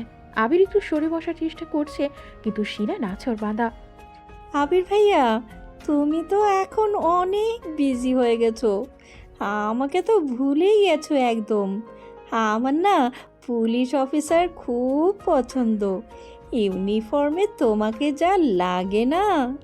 শিলা আবিরের হাতে হাত রাখলো। তুনা ট্রে হাতে ড্রয়িং রুমে ঢুকছিল। দৃশ্যটা দেখে তার পা আটকে গেল। শিলা আবিরের হাত ধরে হাসছে, আর আবিরও কিছু বলছে না। তুনার মনে হলো তার বউকে কেউ ছুরি চালাচ্ছে। ও, তাহলে এটাই কি ম্যাচিওর চয়েস? এই মেকআপের ডিব্বা মেয়েটাকে আবিরের পছন্দ? তুনা ভাবলো। ওমা, তুর্না, দাঁড়িয়ে আছিস কেন? আয়। শিলা, তুই তো তুর্নাকে চিনিস। ও হ্যাঁ, ওই পিচ্চি মেয়েটা না। হাই তোরনা, তুমি তো এখনো সেই আগের মতোই আছো, একটুও বাড়লে না। শিলার কথায় সবাই হেসে উঠল। তুনার অপমানে চোখ জ্বালা করতে লাগলো। সে জোর করে হাসল। হ্যালো আপু, আসলে সবাই তো বাঁশের মতো লম্বা হয় না, কেউ কেউ মানুষও হয়। তুনার খোঁচাটা শিলা বুঝতো কি না কে জানে, তবে আবির ঠিকই বুঝতো। সে আর চোখে তুনার দিকে তাকালো। তুনার নাস্তা পরিবেশন করছে, কিন্তু আবিরের দিকে তাকাচ্ছে না। আবির ভাইয়া, চলো না একটু ছাদে যাই, আবহাওয়াটা খুবই সুন্দর। আমি তোমার সাথে একান্তে কিছু কথা বলতে চাই। শিলা আবিরের হাত ধরে টানলো। আবির তুনার দিকে তাকালো। সে চাইলেও তুনা কিছু একটা বলুক, একটু রিয়াক্ট করুক, কিন্তু তুনা তখন ফোন বের করে রাহাতকে টেক্সট করায় ব্যস্ত। আবিরের ইগোতে রাখলো। চলো শিলা, এখানে তো দম বন্ধ হয়ে আসছে। আবিরের শিলা ছাদে চলে গেল। তুনা এক দৃষ্টে শিলার দিকে তাকিয়ে রইল। তার হাতের মুঠোয় ফোনটা প্রায় ভেঙে যাওয়ার জোগাড়। ওই শিলা ডাইনিটা আবার আবির ভাইয়াকে নিয়ে গেল। তুই বসে আছিস কেন? কিছু কর। আমি কি করব? উনিই তো ওনাকে পছন্দ করবেন। শিলা আপু তো ম্যাচিউর, লম্বা, সুন্দরী, আমার মতো পিচ্ছি তো না। ওনাদের মানিয়েছে বেশ। তুনা কথাগুলো বলল বটে, কিন্তু তার গলা ধরে এলো। সে দ্রুত রান্নাঘরে চলে গেল, যাতে কেউ তার কান্না দেখতে না পায়। আকাশ কালো করে মেঘ করেছে, যে কোনো সময় ঝড় নামবে। তুনা কলেজ থেকে ফিরছে, আজ তার রিক্সা পাওয়া যাচ্ছে না। সে ফুটপাথ ধরে হাঁটছে। হঠাৎ ঝুম বৃষ্টি নামলো। তুনা দৌড়ে একটা দোকানের চালের নিচে আশ্রয় নিল। মুহূর্তের মধ্যেই রাস্তাঘাট ঝাপসা হয়ে গেল বৃষ্টির তোড়ে। বৃষ্টির মাঝ দিয়ে একটা হেডলাইটের আলো এগিয়ে এলো। আবিরের জিপ। গাড়িটা তুরার সামনে এসে থামলো। আবির গাড়ি থেকে নামলো না, গ্লাস নামিয়ে ডাকলো। গাড়িতে ওঠো, ভিজে যাবে। লাগবে না, বৃষ্টি কমলে চলে যাব। আবিরের এবার গাড়ি থেকে নামলো। বৃষ্টিতে তার শার্ট ভিজে যাচ্ছে, কিন্তু সে গ্রাহ্য করলো না। সে এগিয়ে এসে তুরার হাত ধরো। জেদ করো না তুর্না, এটা ঢাকা শহর। বৃষ্টি হলে কি অবস্থা হয় জানো? আর এখন সন্ধ্যা হয়ে যাচ্ছে। ওঠো। হাত ছাড়ুন, আমি আপনার সাথে যাব না। শিলা আপুকে লিফট দেন। আমাকে কেন? শিলা এখানে আসছে কোথা থেকে? আমি তোমাকে বলছি গাড়িতে উঠতে। আর আমি বলছি উঠবো না। আপনি কেন আমার পিছু নিয়েছেন? আমি বাচ্চা মেয়ে, আমি যা খুশি করব, ভিজবো, জ্বর বাঁধাবো, মার খাবো, মারা যাব, তাতে আপনার কি? তুনার চিৎকার বৃষ্টির শব্দকেও ছাপিয়ে গেল। আবির আর সহ্য করতে পারল না। সে তুনাকে এক প্রকার জোর করে গাড়ির সামনের সিটে বসিয়ে দিল, তারপর নিজে ড্রাইভিং সিটে বসলো। তুনা দরজা খোলার চেষ্টা করলো, কিন্তু আবির লক করে দিয়েছে। চুপচাপ বসে থাকো, একটা কথাও বলবে না। গাড়ি চলতে শুরু করলো। ভেতরে এসি চলছে, বাইরে বৃষ্টি। তুনা শীতে কাঁপছে, তার জামা কাপড় ভিজে গেছে। আবির আর চোখে দেখলো তুনা কাঁপছে। সে এসি বন্ধ করে দিল এবং পেছনের সিট থেকে নিজের একটা জ্যাকেট টেনে তুনার গায়ের ওপর ছুঁড়ে দিল। এটা পড়ো। লাগবে না। তুর্না, আমার ধৈর্যের পরীক্ষা নিও না। পড়তে বলেছি, পড়ো। তুনা জ্যাকেটটা গায়ে জড়ালো। জ্যাকেট থেকে আবিরের গায়ে সেই পরিচিত পারফিউম আর সিগারেটের মৃদু গন্ধ আসছে। তুনার রাগ একটু কমলো, কিন্তু অভিমান কমলো না। শিলা আমার কাজিন, দ্যাটস ইট। আবির হঠাৎ নীরবতা ভাঙল। তুনা জানালার বাইরে তাকিয়ে আছে। আমাকে কৈফিয়ত দিচ্ছেন কেন? আমি তো জানতে চাইনি। দিচ্ছি, কারণ তুমি ভুল ভাবছো। আর ভুল ভাবলে তুমি উল্টাপাল্টা কাজ করো, যেমন ওই রাহাতের সাথে ঘোরাঘুরি। রাহাত আমার ফ্রেন্ড, ও আমাকে বোঝে। আবির হঠাৎ ব্রেক কষল। গাড়িটা রাস্তার একপাশে থেমে গেল। বাইরে তখনও মুষলধারে বৃষ্টি। আবির স্টিয়ারিং ছেড়ে তুনার দিকে ঘুরল। তার চোখে আগুন। রাহাত তোমাকে বোঝে? 2 দিনের ছেলে তোমাকে বোঝে, আর আমি বুঝি না? তুর্না, আমি তোমাকে ছোট থেকে দেখছি, তোমার প্রতিটি মুভমেন্ট আমি জানি। আপনি আমাকে শুধু ছোটই দেখেছেন, মানুষ হিসেবে দেখেননি। আপনি সেদিন কি বলেছিলেন মনে নেই? আমি বাচ্চার মতো, আমি আপনার যোগ্য না। তাহলে আজ কেন এত জেলাসি দেখাচ্ছেন? আবির তুনার 2 কাঁধ ধরল। আমি জেলাস না, আমি শুধু কেয়ার করি। কেয়ার? এটাকে কেয়ার বলে না আবির ভাইয়া। আপনি কনফিউজড। আপনি চান আমি আপনার আশেপাশে থাকি, আবার আপনি আমাকে স্বীকারও করবেন না। এভাবে হয় না। আমি টায়ার্ড, প্লিজ আমাকে যেতে দিন। তুনার চোখে পানি। আবির তুনার চোখের দিকে তাকিয়ে জমে গেল। সে দেখল মেয়েটার চোখে শুধুই অভিমান আর ভালোবাসা, পাওয়ার আগতি।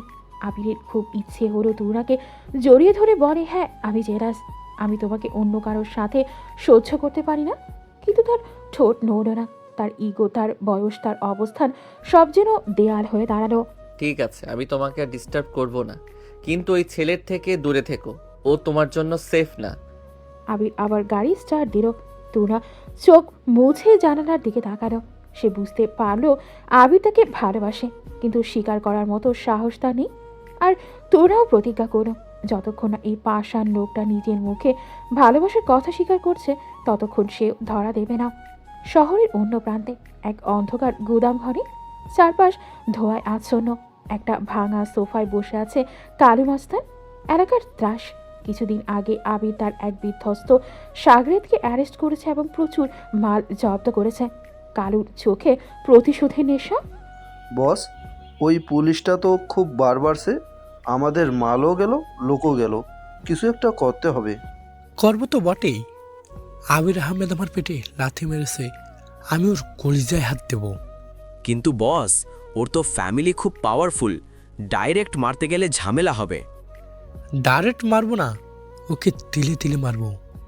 ওর দুর্বলতা খুঁজে বের কর। সব মানুষেরই একটা দুর্বল জায়গা থাকে। ঠিক তখন আরেকজন লোক দৌড়ে এলো, তার হাতে কিছু ছবি। বস, খবর এনেছি, এই দেখেন ছবি, আজ বিকেলে তুলেছি। কালু মাস্তান ছবিগুলো হাতে নিল। আবিরের বৃষ্টির মধ্যে গাড়িতে তুনাকে তুলছে, তুনার সাথে তর্ক করছে। সব দৃশ্য ক্যামেরাবন্দি হয়েছে। কালু মাস্তান ছবিগুলো দেখলো এবং ক্রুর হাসি দিল। বাহ, এসিপি সাহেবের তাহলে একটা ছোট পাখি আছে। তরুণা রাশেদ শিকদারের মেয়ে, ইন্টারেস্টিং। বস, মেয়েটাকে ওঠাবো? এখনই না, আগে পুলিশটাকে একটু খেলিয়ে নিই। ও জানুক ভয় কাকে বলে।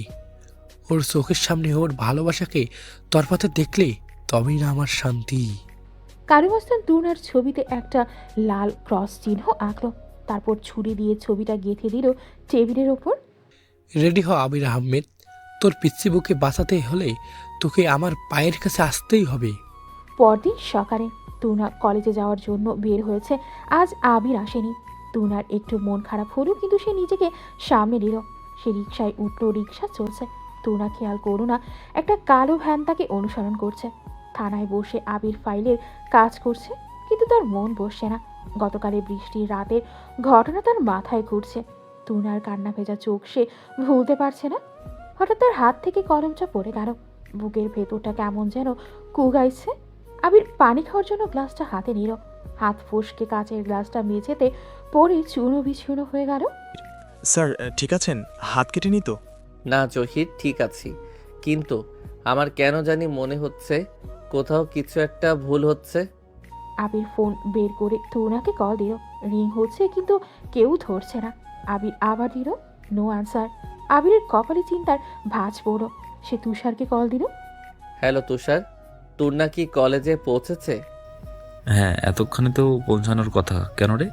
না এমনি। ও ফোন ধরছে না কেন? হয়তো ক্লাসে আছে বা সাইলেন্ট করা। তুই এত চিন্তা করিস না। আবির ফোন রাখলো, কিন্তু তার অস্থিরতা কমল না। তার সিক্স সেন্স বলছে বিপদ আসন্ন। সে রফিককে রাখলো। রফিক, গাড়ি বের করো, আমি তুর্নার কলেজের দিকে যাব এখনই। আবির দ্রুত পায়ে বেরিয়ে গেল। সে জানে না সামনে কি অপেক্ষা করছে, কিন্তু তার মন বলছে তার পিচ্ছি বিপদে পড়েছে। আর যদি তুনার একটা চুলের ক্ষতি হয় তাহলে আবির আহমেদ পুরো শহর জ্বালিয়ে দেবে। কলেজ রোডটা আজ একটু বেশিই ফাঁকা। দুপুরের কড়া রোদ পিচ ঢালা রাস্তার ওপর চকচক করছে। তুনার রিক্সাটা আপন গতিতে চলছে। তুনার কানে হেডফোন, সে আনমনে জানালার দিকে তাকিয়ে আছে। তার মাথায় এগুলো ঘুরপাক খাচ্ছে গত রাতের আবিরের কথাগুলো। আমি খেয়াল করি, এই ছোট্ট একটা বাক্য তাকে বারবার ভাবাচ্ছে। হঠাৎ একটা কালো ভ্যান তীব্র গতিতে এসে রিক্সার সামনে ব্রেক কষল। বিকট শব্দে রিক্সাটা কেঁপে উঠল। তুনা ছিটকে পড়ার উপক্রম হলো। আঙ্কেল, দেখে চলতে পারেন না? অ্যাক্সিডেন্ট হতো তো এখনই। তুনা ভেবেছিল এটা সাধারণ কোনো ট্রাফিক ঝামেলা, কিন্তু তার ঘুম ভাঙল যখন ভ্যান থেকে তিনজন মুখোশধারী লোক নেমে এলো। তাদের হাতে লোহার রড আর পিস্তল। রিক্সাওয়ালা ভয়ে রিক্সা ফেলে দিল দৌড়। তুনা কিছু বুঝে ওঠার আগেই লোকগুলো তার দিকে এগিয়ে এলো। ধর ওই মেয়েটাকে, বসের অর্ডার, অক্ষত অবস্থায় নিয়ে যেতে হবে। কে আপনারা? কি চান? ছাড়ুন আমাকে, বাঁচাও। কেউ আছো? বাঁচাও। তুনা চিৎকার করার চেষ্টা করো, কিন্তু একজন লোক তার মুখে ক্লোরোফর্ম মেশানো রোমাল চেপে ধরো। তুনা হাত পা ছুঁড়ে বাঁচার আপ্রাণ চেষ্টা করো। তার হাতের ব্যাগটা ছিটকে রাস্তায় পড়ে গেল। ঝাপসা চোখে সে দেখলো নীল আকাশটা কেমন অন্ধকার হয়ে আসছে। জ্ঞান হারানোর ঠিক আগ মুহূর্তে তার মুখ দিয়ে অস্ফুট স্বরে একটা নামই বের হলো। আবির ভাইয়া। লোকগুলো তুর্নাকে ভ্যানে তুলে নিল। ভ্যানটা মুহূর্তের মধ্যে ধুলো উড়িয়ে উধাও হয়ে গেল। রাস্তায় পড়ে রইল শুধু তুর্নার ব্যাগ আর তার সাথের মোবাইল ফোনটা, যার স্ক্রিনটা ফেসে চৌচির হয়ে গেছে। ঘটনাস্থলে পৌঁছাতে আবিরের নাম মাত্র 10 মিনিট সময় লেগেছে, কিন্তু এই 10 মিনিট তার কাছে 10 বছরের মতো মনে হয়েছে। জিপ থেকে নেমে এসে দেখলো রাস্তায় ছোটখাটো একটা জটলা। আবির ভিড় ঠেলে ভেতরে ঢুকলো। রাস্তায় পড়ে থাকা ব্যাগটা দেখে তার বুকের ভেতরটা ধক করে উঠল। এটা তুনার ব্যাগ। সে কাপা হাতে ব্যাগটা তুললো। পাশে পড়ে আছে ভাঙা ফোনটা। আবির চারপাশটা একবার দেখলো। তার চোখ এখন আর মানুষের মতো নেই, একটা হিংস্র বাঘের মতো জ্বলছে। স্যার, স্থানীয় দোকানদার বলল একটা কালো ভ্যানে এসে মেয়েটাকে তুলে নিয়ে গেছে। গাড়ির নাম্বার কেউ দেখতে পায়নি। আমি জানি কে নিয়েছে। নম্বর প্লেট দেখার দরকার নেই রফিক। কালু, কালু মাস্তান। আবিরের চোয়াল শক্ত হয়ে গেল। হাতের মুঠোয় থাকা তুনার ভাঙা ফোনটা সে এত জোরে চাপ দিল যে কাচের টুকরোগুলো তার হাতে বিধে রক্ত হতে লাগলো। কিন্তু সেই ব্যথার দিকে তার কোনো খেয়াল নেই। তার মাথায় এখন একটাই চিন্তা, তুনা, তার পিচ্ছি পাখিটাকে কেউ খাঁচায় বন্দি করেছে। রফিক, পুরো ফোর্স রেডি করো। জহিরকে বলো লোকেশন ট্র্যাক করতে। আমার ধারণা ও পুরনো জুট মিলের গোডাউনে আছে। ওটা কালুর সেফ জোন। আর শোনো, আমি কাউকে জীবিত চাই না। শুট অ্যাট সাইট অর্ডার দিলাম। স্যার, আপনি মাথা ঠান্ডা রাখুন। ভাবি, মানে মেয়েটার যদি ক্ষতি করে দেয়? আমার তুর্নার গায়ে যদি একটা আঁচড়ও লাগে, আমি কালুর চামড়া দিয়ে ডুগডুগি বাজাবো। চলো। আবির জিপে উঠল। সে জীবনে অনেক অপারেশন করেছে, অনেক গোলাগুলি দেখেছে, কিন্তু আজকের মতো ভয় সে কখনো পায়নি। হাত পা ঠান্ডা হয়ে আসছে তার। বারবার মনে পড়ছে তুনার সেই অভিমানী মুখটা। যদি আজ তুনার কিছু হয়ে যায়, আমি নিজেকে কোনো দিন ক্ষমা করতে পারবো না। আবির বিড় করে বলল। শহরের শেষ প্রান্তে পরিত্যক্ত জুট মিল, চারদিকে জঞ্জাল আর ভাঙা মেশিনারি। বিশাল এক গোডাউনের মাঝখানে একটা চেয়ারে তুনাকে বেঁধে রাখা হয়েছে। তার জ্ঞান ফিরেছে কিছুক্ষণ আগে। ভয়ে তার শরীর অবশ হয়ে আছে। সামনে একটা ড্রামের উপর বসে আপেল কাটছে কারু মাস্তান। তার চোখে মুখে কুৎসিত হাসি। কিরে মার জননী, জ্ঞান ফিরেছে? ভয় পাস না, আমি তোকে মারবো না, তোর এই পুলিশ প্রেমিককে মারবো। আর তুই বসে বসে দেখবি কেমন হবে সিনটা। রোমান্টিক না? আপনি আপনি কেন এমন করছেন? আবির ভাইয়া আপনাকে ছাড়বে না। উনি আমাকে খুঁজে বের করবেনই। আরে থাম থাম, আমির ভাইয়া খুব বিশ্বাস, তাই না? তোর ওই ভয়েই তোকে মৃত্যুর মুখে ঠেলে দিয়েছি। ও যদি আমার মাল না আটকাতো, তাহলে আজ তোকে এই চেয়ারে বসে থাকতে হতো না। উনি তার ডিউটি করেছেন। আপনি ক্রিমিনাল, তাই আপনার খারাপ লাগছে। আমাকে ছেড়ে দিন প্লিজ। তুনা কাঁদো কাঁদো হয়ে মিনতি করল। কারু মাস্তান উঠে দাঁড়িয়ে তুনার চুলের মুঠি ধরল। তুনা যন্ত্রণায় কুকড়ে উঠল। বেশি কথা বলবি না, ওই দেখ তোর হিরো আসছে। গোডাউনের বাইরে গাড়ির টায়ার ব্রেক করার শব্দ হলো। তারপরই গুলির শব্দ। ঠাস ঠাস। কারুর সাগরের দুজন চিৎকার করে পড়ে গেল। গোডাউনের বিশাল লোহার দরজাটা লাথি মেরে খুলে ফেলল আবির। হাতে লোডেড পিস্তল, চোখে সানগ্লাস নেই, আছে কেবল আগুনের ফুলকি। পেছনে পুলিশ ফোর্স পজিশন নিচ্ছে। কালু। আবিরের গর্জনে পুরো গোডাউন কেঁপে উঠল। তুনা আবিরকে দেখে অস্থির নিঃশ্বাস ফেলল, কিন্তু পরক্ষণেই ভয় শিউরে উঠল। কারু মাস্তান তুনার কপালে পিস্তল ঠেকিয়ে আবিরের দিকে তাকিয়ে হাসল। ওয়েলকাম মিস্টার রেসিপি, আসতে একটু দেরি হলো না? বন্দুক ফেল, নয়তো তোর এই সুন্দর পুতুলটার খলি উড়িয়ে দেব। আবির থমকে দাঁড়ালো। তুনার কপালে পিস্তল দেখে তার হাত অবশ হয়ে আসছে। সে ধীরে ধীরে হাত তুলল। ওকে ছেড়ে দে কালু, তোর দুশ্মনী আমার সাথে। ওকে মাঝখানে আনছিস কেন? ও তো বাচ্চা মেয়ে। বাচ্চা? শিয়া, এই বাচ্চার জন্যই তো তুই এখন আমার সামনে অসহায়ে দাঁড়িয়ে আছিস। বন্দুক ফেল বলছি। আবির খুব সাবধানে নিজের পিস্তলটা মাটিতে নামিয়ে রাখলো। সে ইশারায় পেছনের টিমকে থামতে বলল। কালু মাস্তান তুনাকে ঢাল হিসেবে ব্যবহার করেছে। আবির ভাই আপনি চলে যান, ও আপনাকে মেরে ফেলবে। চুপ করো তুর্না, আমি থাকতে তোমার কিচ্ছু হবে না। কালু, আমি নিরস্ত্র, এবার ওকে ছাড়। এত সহজে না স্যার, আগে তোকে একটু আদর করি। ছেলেরা মার ওকে। কালুর ইশারায় আড়াল থেকে 4-5 জন গুন্ডা রড আর হকি স্টিক নিয়ে আবিরের ওপর ঝাঁপিয়ে পড়ল। আবির প্রতিশোধ করল না। প্রথমে কালুর বন্দুক তুনার মাথায়। গুন্ডারা আবিরকে পেটাতে শুরু করল। তুনা চিৎকার করে কাঁদছে। না, মারবেন না, প্লিজ ওনাকে মারবেন না। আবির ভাইয়া। আবিরের শরীর থেকে রক্ত ঝরছে, কিন্তু সে পড়ে গেল না। সে তুনার চোখের দিকে তাকিয়ে আছে।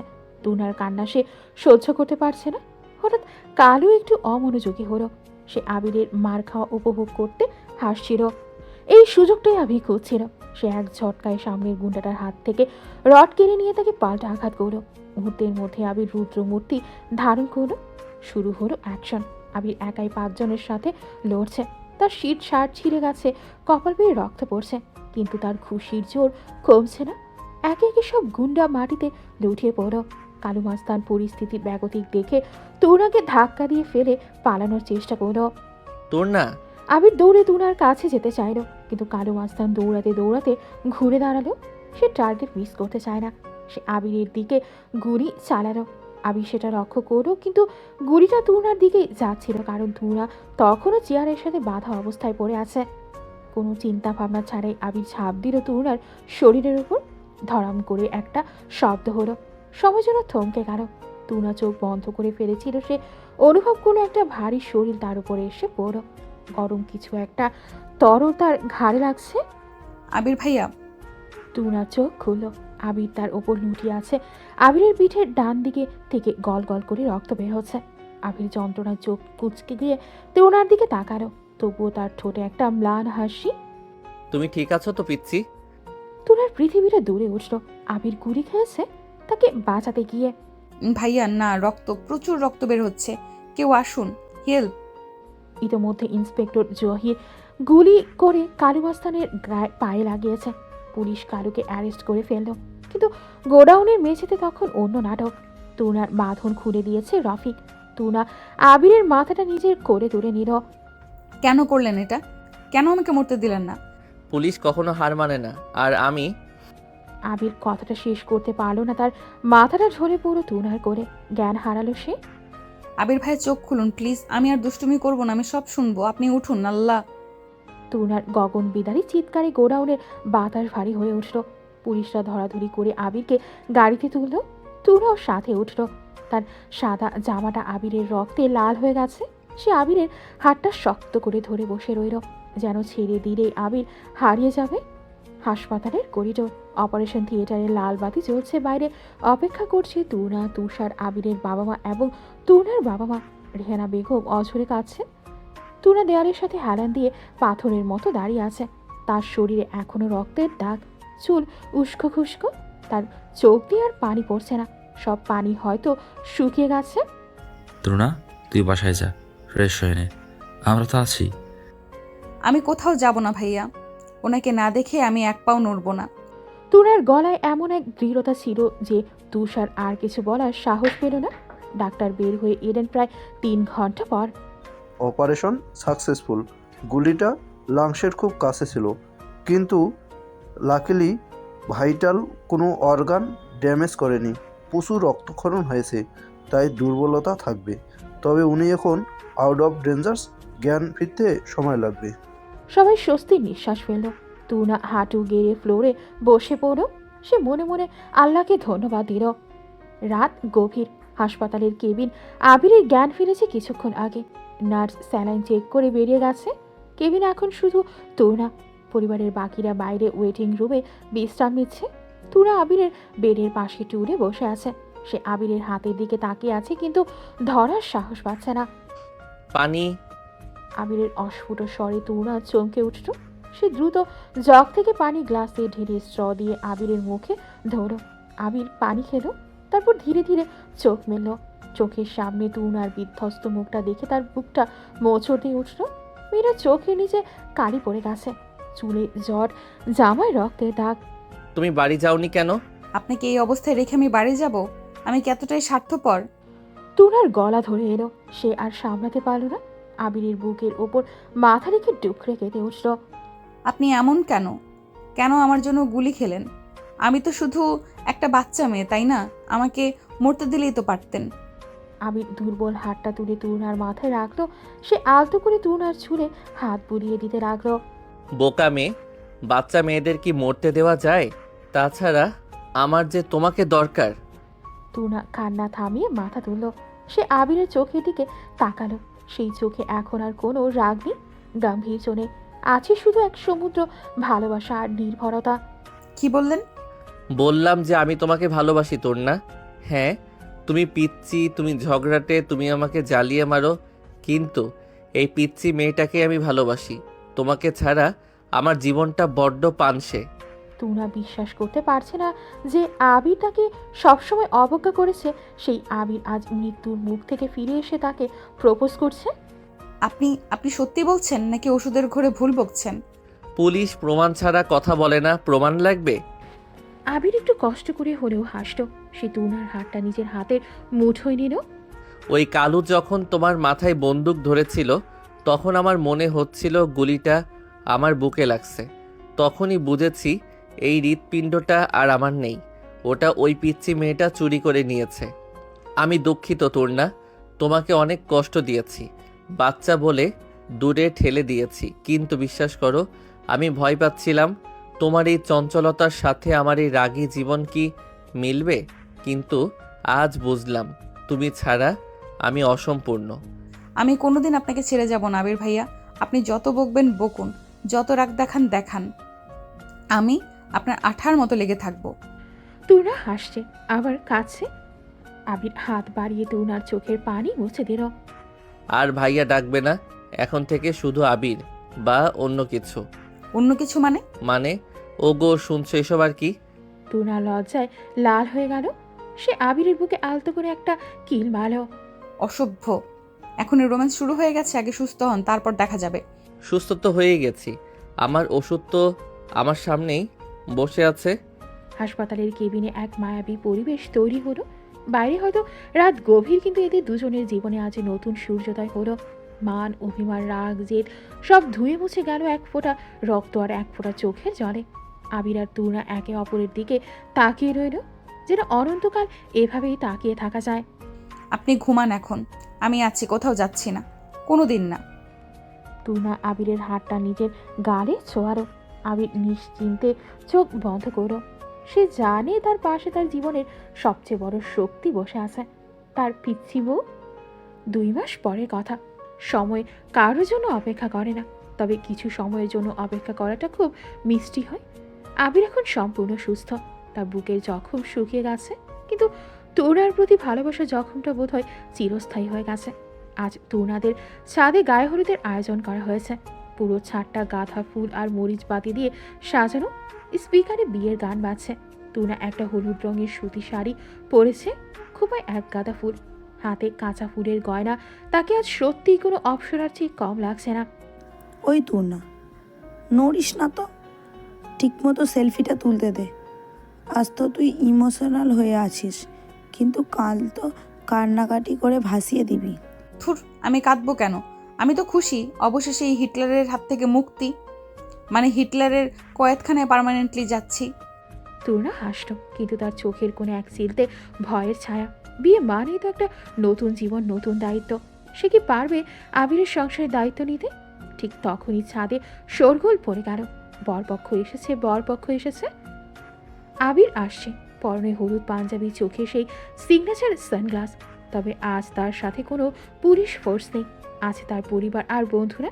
আবিরকে দেখে তুর্নার বুকের ভেতরটা থক করে উঠল। এই লোকটাকে হলুদ পাঞ্জাবিতে এত সুন্দর লাগছে কেন? আবির সোজা তুর্নার স্টেজের দিকে এগিয়ে গেল। ওই থাম, স্টেজে ওঠা নিষেধ, আগে ট্যাক্স দে। শ্যালিকা ছাড়া স্টেজে নো এন্ট্রি। আমি পুলিশ, আমাকে ট্যাক্স দিবি, উল্টো অ্যারেস্ট করে নিয়ে যাব সবাইকে। সবাই হেসে উঠল। আবির পকেট থেকে একটা খাম বের করে তুষারের হাতে দিল। তুষার সেটা দেখে খুশি হয়ে পথ ছেড়ে দিল। আবির ধীর পায়ে স্টেজে উঠল। তুনা মাথা নিচু করে বসে আছে। আবির তুনার পাশে বসলো। কি ব্যাপার পিচ্ছি, আজ এত চুপচাপ যে? হলুদ শাড়িতে তো তোমাকে জাস্ট কাঁচা হলুদের মতো লাগছে। ইচ্ছে করছে? কি ইচ্ছে করছে? তুনা চট করে আবিরের দিকে তাকালো। আবির একটু ঝুঁকে তুনার কানের কাছে ফিসফিস করে বলল, ইচ্ছে করছে সবার সামনেই তোমাকে কিডন্যাপ করে নিয়ে যাই, কাল পর্যন্ত অপেক্ষা করা খুব কঠিন হয়ে যাচ্ছে। তুনার কান গরম হয়ে গেল।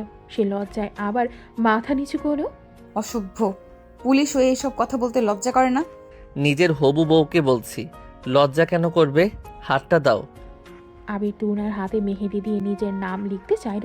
তুনা হাত বাড়িয়ে দিল। আবির খুব যত্ন করে তুনার হাতের তালুতে এই অক্ষরটা লিখল।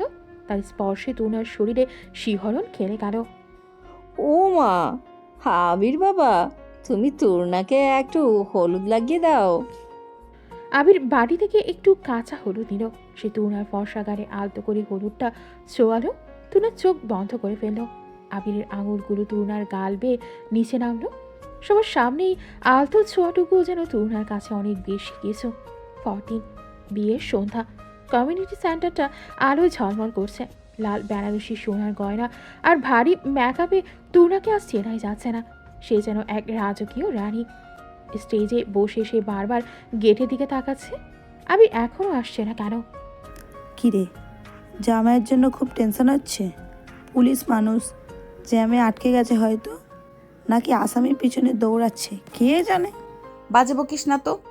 উনি আজ আর পুলিশগিরি করতে যাবেন না। ঠিক তখনই গেটে ব্যান্ড পার্টি বেজে উঠল। আবির আহমেদ চৌধুরী প্রবেশ করছেন। অফ হোয়াইট রঙের শেরওয়ানি, মাথায় পাগড়ি, হাতে তরবারি, একদম রাজপুত্রের মতো লাগছে। আবিরের গাম্ভীর্য আজ একটু কম। মুখে একটা মৃদু হাসি লেগে আছে।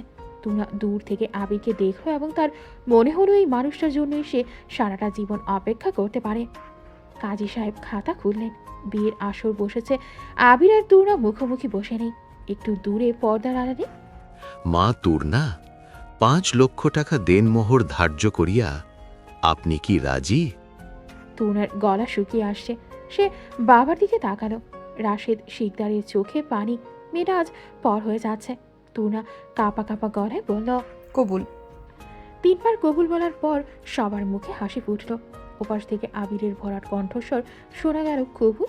বিয়ে সম্পন্ন হলো। এবার শুভ দৃষ্টির পালা। আবির আর তুনার মাথার উপর লাল চাদর ধরা হলো।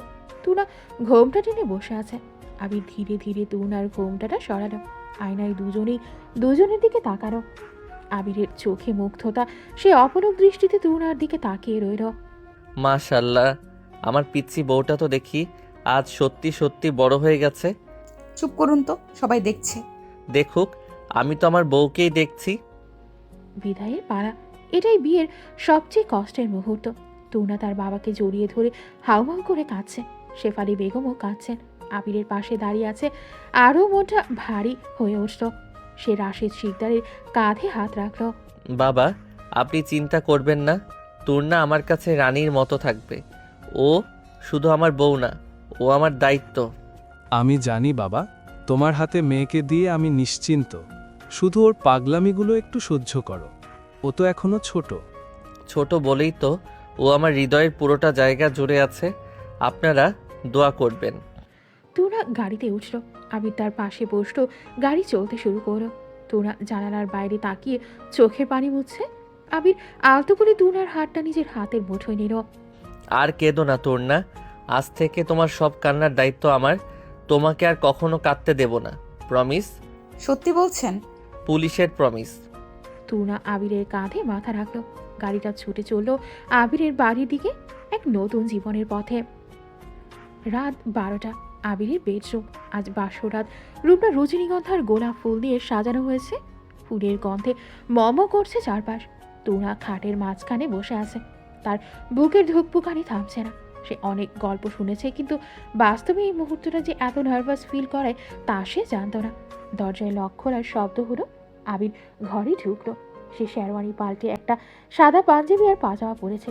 তুনা আরও আড়ষ্ট হয়ে গেল। আবির ধীর পায়ে এগিয়ে এসে দরজাটা লক করে দিল। তারপর খাটের দিকে এগিয়ে এলো। কি ব্যাপার মিসেস আবির, খুব ভয় পাচ্ছ মনে হচ্ছে? আবির খাটের একপাশে বসল। তুনা ঘোমটা টেনে বসে আছে। আবির হাত বাড়িয়ে তুনার ঘোমটাটা নামিয়ে দিল। তুনার মুখটা লজ্জায় লাল হয়ে আছে। চোখের পাপড়ি কাঁপছে। আমি ভয় পাচ্ছি না। তাই? হাত তো ঠান্ডা হয়ে বরফ হয়ে গেছে দেখি। আবির তুনার 2 হাত নিজের হাতের মধ্যে নিল। তুনা আবিরের চোখের দিকে তাকাতে পারছে না। আবির তুনার চিবুক ধরে তার মুখটা ওপরে তুলল। আমার দিকে তাকাও তোর না। তুরা বাধ্য হয়ে তাকালো। আবিরের চোখে এক অদ্ভুত নেশা, ভালোবাসার নেশা। মনে আছে আমাদের প্রথম দেখা, তুমি আমাকে আঙ্কেল বলেছিলে? মনে আছে, আপনি তো তখন হিটলারের মতো ছিলেন। আর এখন? এখন এখন আপনি আমার, শুধুই আমার। তুনার এই সাহসী উত্তরে আবির মুগ্ধ হলো। সে তুনার কপালে একটা চুমু খেলো। তুনার চোখ বন্ধ করে ফেলল। আবির ধীরে ধীরে তার গলার হাতটা খুলে রাখলো। এরপর তুনাকে নিজের কাছে টেনে নিল। আজ থেকে তুমি আর পিচ্চি নও, তুমি আমার অর্ধাঙ্গিনী, আমার সব সুখ দুঃখের সাথী। তোর না, আমি তোমাকে ভালোবাসি।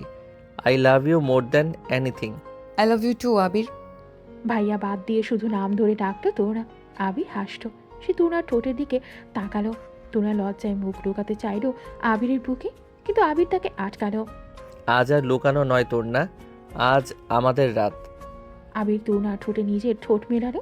এক গভীর এবং দীর্ঘ চুমু। তুনার শরীরের সব প্রতিরোধ ভেঙে গেল।